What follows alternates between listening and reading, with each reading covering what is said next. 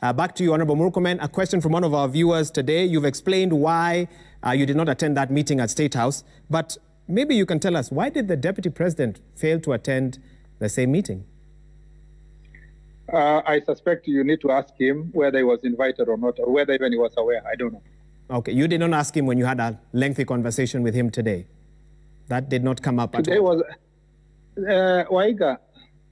No, it's a simple question. It's from one of our viewers, actually, so I am posing it to you. Today was an eventful day about me. Why do you want to ask me about the Deputy President?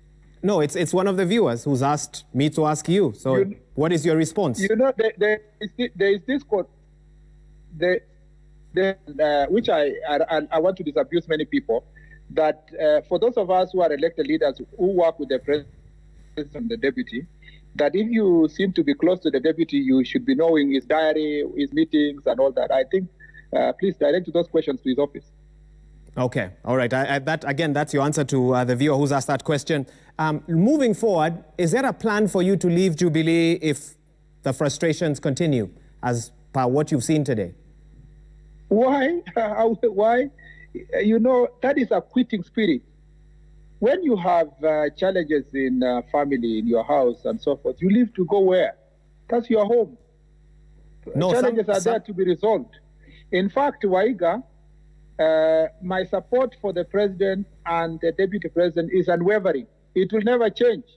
My admiration of President Uhuru Kenyatta will never change. Part of the reasons why I am usually very firm on encouraging the government to achieve certain things is because I respect and I support President Uhuru Kenyatta and his deputy wholeheartedly.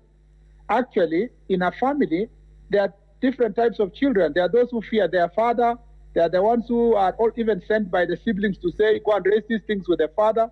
There are those who speak publicly about, in their family meetings, about the challenges they have.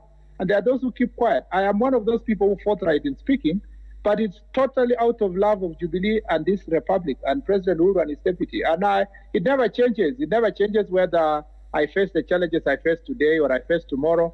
I voted for President Uhuru Kenyatta 4 times in my life.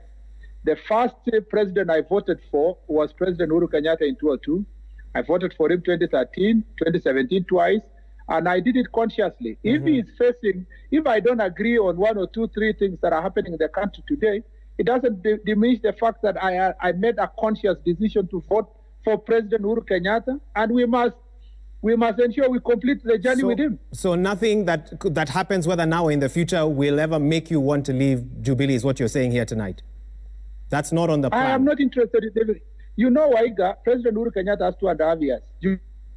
Jubilee as people of Kenya.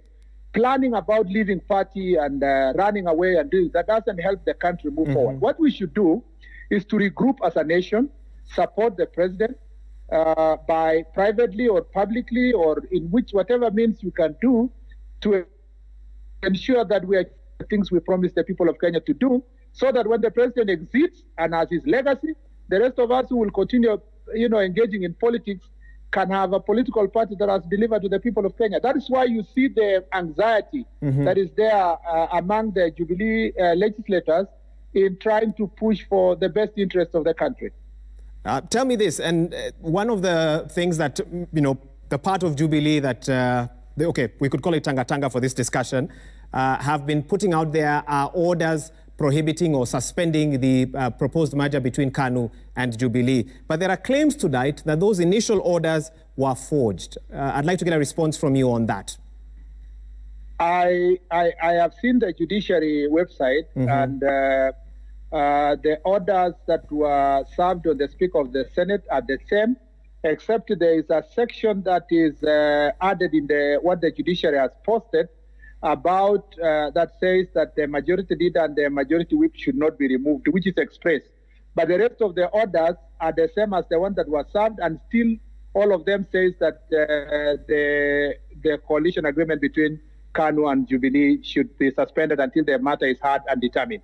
I don't think that anywhere I've seen there is a statement that talks about forgery, except the news that is going around.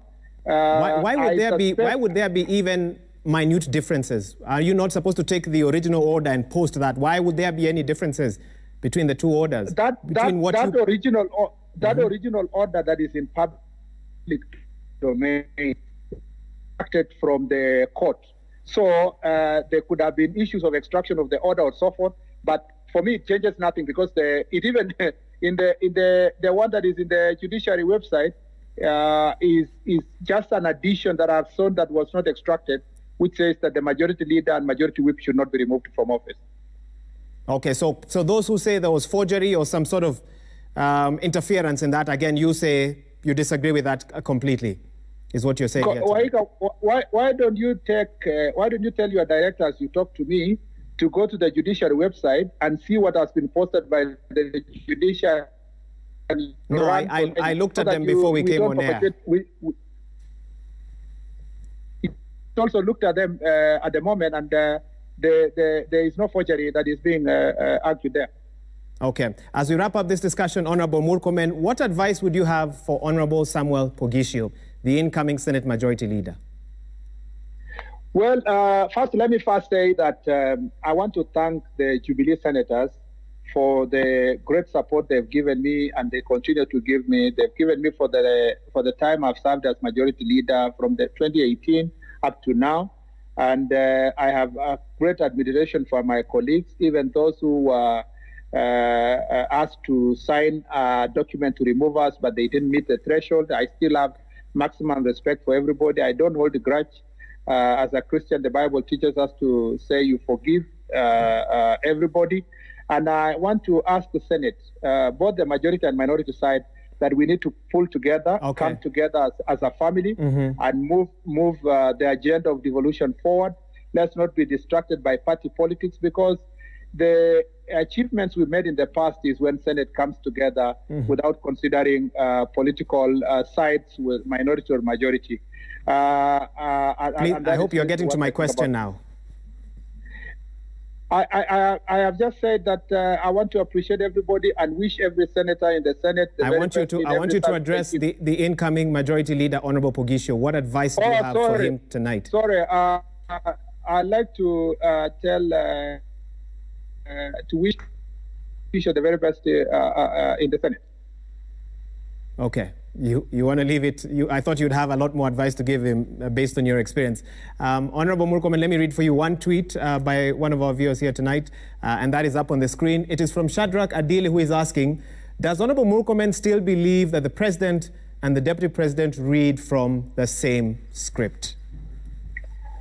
What I believe is that the President and the Deputy President should read from the same script.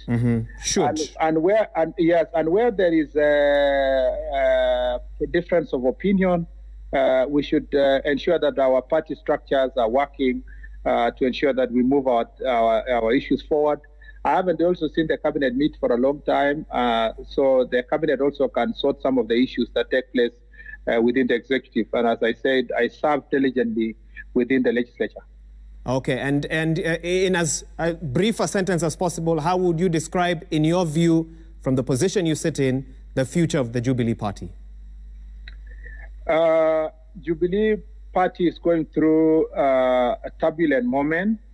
The turbulence is engineered by a few people who don't believe in the unity of the 8 million Jubilee supporters.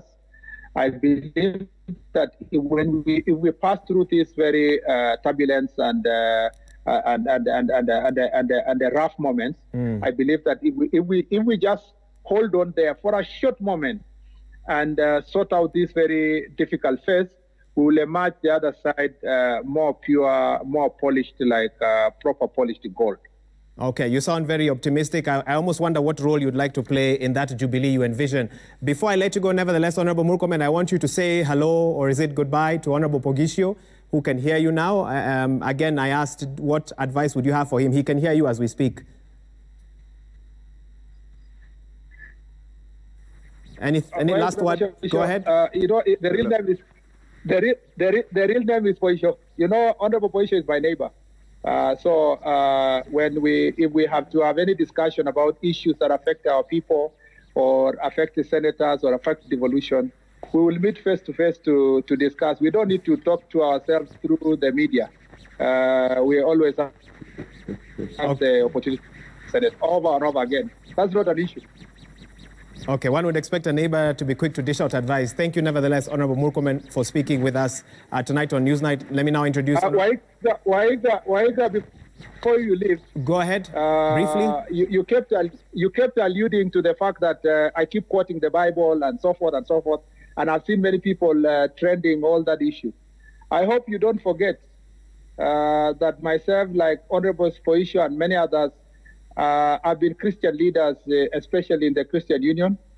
And you know, I used to invite your father and mom to come and preach to us. You know that. Very great people. So it's not something that I just started because of politics. Some people don't know I used to be Christian Union chair, the chairman of Christian Union in the whole country. Okay. So doing it for purpose of politics. That's my life. That's my life. Thank you, and I think you've put that point across quite clearly. Thank you, Honorable Murkomen. You said that was your last word. My regard. Pass my regards. Thank you, Honorable Murkomen. Your message has been conveyed. Thank you.